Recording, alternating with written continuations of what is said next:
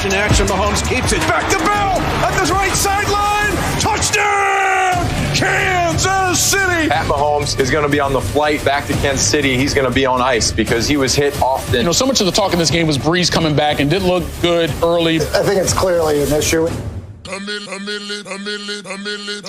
It's definitely an issue. You just heard Michael Leaves with our Tim Hasselbeck there on exactly what happened in the return of Drew Brees. Keyshawn J. Will has been presented by Progressive Insurance. The fellas are off. The Super Bowl champion Chris Canty is here. And speaking of off, I think it's fair to see and say Drew Brees was a little bit off yesterday. Remember, the Chiefs had a 14-0 lead yesterday before Brees completed a pass. Let that settle down for a second.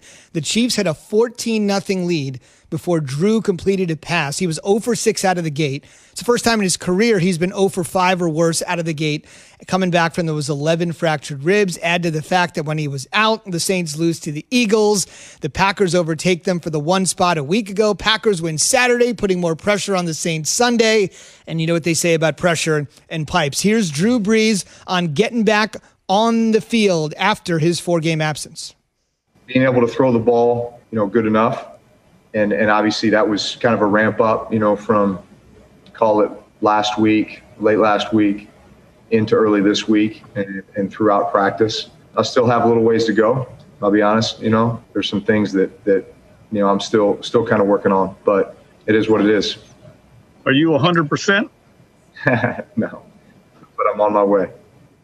I think if anybody deserves the benefit of the doubt, Chris, from bouncing back from injury, it is Drew Brees. I don't think anybody in the history of the NFL has bounced back from an injury better than he has, eventually going from not being able to pick up a ball and throwing it a yard to winning the Super Bowl with the Saints. So I certainly believe he gets the benefit of the doubt. He says he's not 100%. It's his first one back.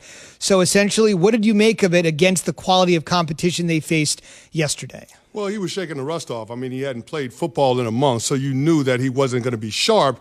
But it was important for the Saints to get him back out there on the field. So when people have the conversation about whether or not it was a mistake by Sean Payton and does Taysom Hill give them a better chance against the Chiefs, you probably could make that argument under the circumstances. But it's not just about beating the Chiefs in week 15. This is about the Saints gearing up for a playoff run, and you want to get Drew Brees a couple of games under his belt so that when he does get to postseason play, that your quarterback is ready to go, and he's going to be the Drew Brees that we've seen, the Drew Brees that's going to walk him into the Hall of Fame 5 years from whenever he decides to stop playing. But, I mean, in terms of watching the game yesterday, yeah, it was a little bit off in terms of his overall feel, but you can understand that because he's missed so much time.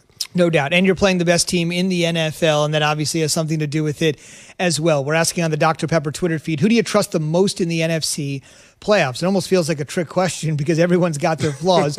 We'll get Chris's answer here in a second, but you want to weigh in, be a part of the Keyshawn J. Will and Zubin Nation on the Dr. Pepper Twitter feed.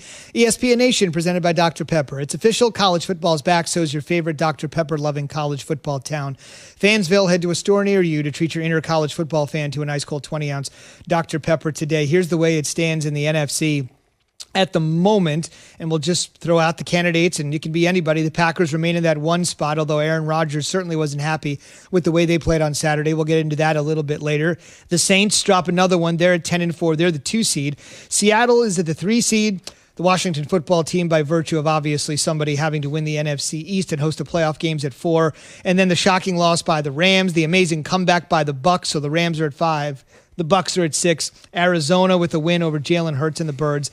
They stand at 7. So your thought, who do you trust most in the NFC? Those are the 7 that are in the mix at the moment. I trust Seattle, especially if they have a home game to start postseason action. I know their defense was awful in the first half of the regular season, but in the last month and a half, they're trending in the right direction. Carlos Dunlap, the guy they made a midseason trade for, he's having an impact in terms of being able to pressure the opposing passers. And then, of course, Jamal Adams being an impact player on every level of that defense. I think they're moving in the right direction, and they're getting healthy at the right time. Rashard Penny back in action for them. They'll get Josh Gordon back down the stretch. So they'll add some more weapons for Russ to cook with. And we'll see. We know that Russell Wilson isn't going to be the guy that's going to be the reason they lose. And so you're just hoping that the defense, which has been the sore spot on this team, can continue to show the improvement that they have. That offense will show up to the party. It's just a question of whether or not the defense will. I think they will.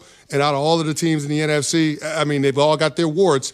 but I feel like Seattle's the team I trust the most. I picked them coming into this season to represent the NFC in the Super Bowl. There's no reason for me to back off that now, especially with them in the pole position in the NFC West. Indeed. They're in the third spot right now. They seem to have the edge over the Rams to win the division. Obviously, the Rams are the huge clunker yesterday. Keep in mind, Seattle started at 5-0, is the best start in franchise history. Then they hit the skids a little bit, as you fellas like to say. The quote-unquote second quarter of the season didn't go well. They were 1-3, but they've certainly bounced back. On the other side, we talked about it. Now, it may not have been indicative if you look at the final score yesterday between the Chiefs and the Saints, but this boggles the mind. Patrick Mahomes on the other side, 9-0 in his career against teams who entered the game with a top 5 scoring defense. If you're a casual fan, you probably think about Drew Brees and Kamara and Michael Thomas, who wasn't out there. But at the same token, the Saints defense, for those that aren't paying close attention, has been outstanding this year. And Mahomes had some struggles yesterday, but at times looked absolutely brilliant, staying perfect against the best defenses in the league in his short career. Patrick Mahomes is so tough to defend just because he has the ability to extend plays, the second reaction plays. That's where he's surgical. Yesterday, he was 7-12 for 63 yards and 2 touchdowns on rollouts and scrambles. And when you saw the defense that the Saints were playing, they majored in a lot of cover 5, which is 2 deep, man under. You saw that Patrick Mahomes was able to elude that rush from the Saints at times, being able to get outside of the pocket on the perimeter of the defense, and he's going to put pressure on you that way because he can use his legs to pick up some yards, but he's also keeping his eyes downfield for the big play. And I think over the course of that game, that defense just wore down, especially guys on the back end, and that created just enough opportunities for Pat Mahomes and that Chiefs offense to put points on the board. That throw that Pat Mahomes made in the third quarter to Mecole Hardman in the back of the end zone, I don't know how he put that there. I mean, you're probably talking about him being the only quarterback that's capable of making that type of throw. It's unbelievable. Real quick, just not to get too nerdy here, I want to bring up one point on Mahomes. You know, after the game, Le'Veon Bell said something that it just boggles the mind if you think about it.